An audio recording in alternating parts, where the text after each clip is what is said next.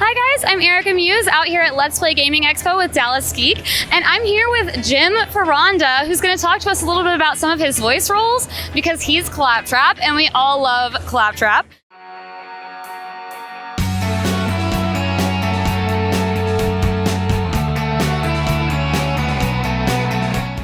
So Jim, what was your favorite role ever to play? Oh gosh, in Borderlands? At all. At all. Okay. Favorite role ever to play? That's like picking a favorite child. I'm so sorry. I know for a lot of voice actors, it's just their most recent role because they are still in that character, and they're so excited about every next role. So I get that. So for you, for right now, what is your favorite role? For right now, it is Claptrap. It's such an honor to be him, and he's got a big wheel to fill. And it's like somebody asking you to be Mickey Mouse or Kermit the Frog. So yeah, he's been awesome, and he's just like he's. I mean, it's like I probably just blew out the speaker. I don't know, but it feels good. He's great. It's really cool to see them using so many actual fans of the game to be the voices of the characters in the game and really bring that passion to the fans. And I can tell you have so much excitement when you go in there. It's not even hard for you to do his screams. You're just like, I'm so excited to be here. So what do you think was one of your most challenging roles to do? It probably him. Oh my goodness. Yeah, because I mean, it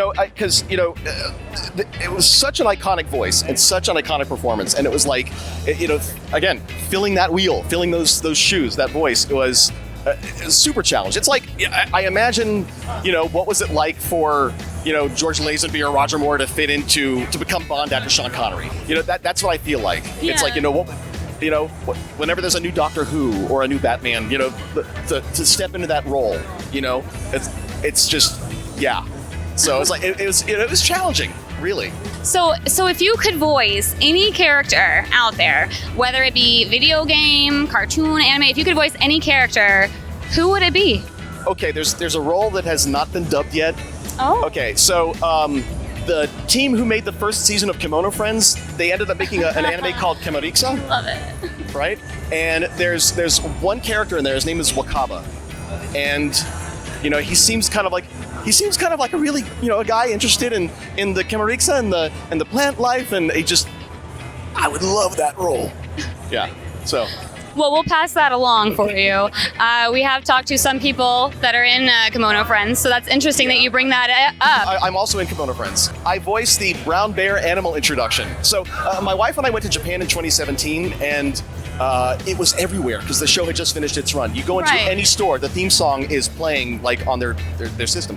And I came back and I thought, what is this show all about? And so I streamed it on Crunchyroll and I was watching it, and it's so pure and so nice. It's like, it's the nicest show I think I've ever seen, aside from maybe Mr. Rogers' Neighborhood. It happens to be in a post-apocalyptic universe. It's like 85% Welcome to Poop Corner and 15% Lost. Oh my goodness. One big question on everybody's mind is always, how did you get started in voice acting? Okay, so Wayback Machine. I used to write TV commercials for Hasbro toys. Oh. From, 2001 to 2013. So I wrote every Transformers TV commercial from 2002 to 2012. And one year we did a G.I. Joe commercial, and there was a budgeting mishap. And so they needed to cast people from the ad agency as characters.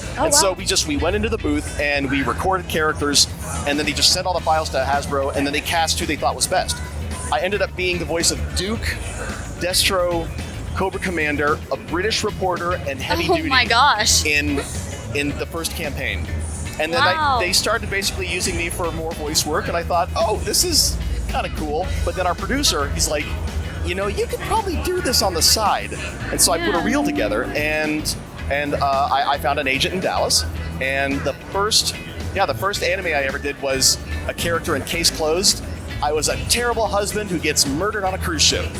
Oh my goodness. So it just kind of, it came natural for you. Did you ever do you have an acting or a music background? I studied drama in high school. I took some drama in college. I went into film originally in college, and I was in some friends' student films. And then eventually I shifted over to advertising. But I've always been a very acty person. And so that's why whenever, we would do presentations in advertising, it's very, let me get in front of people and talk. And I have a tendency to talk a lot.